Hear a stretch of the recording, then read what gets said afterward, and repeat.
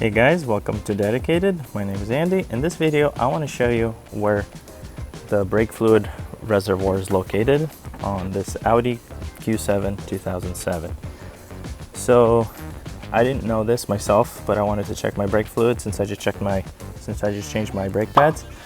And it's actually located under this panel.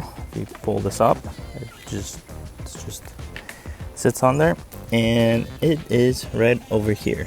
So there's this clip, you take that off, and then you can unscrew that, and then you can see your max level here and your min level over there. So that's it. Thanks for watching. If you like this video, don't forget to subscribe, like, comment if you have any questions. So hopefully this can be helpful to somebody else. Thanks for watching.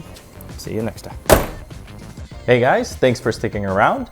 I just wanted to make a short announcement. I'm running a giveaway right now, trying to reach 1,000 subscribers. If you want to help out, the link is in the description below. And the giveaway ends September 18th. I appreciate your support, and thank you.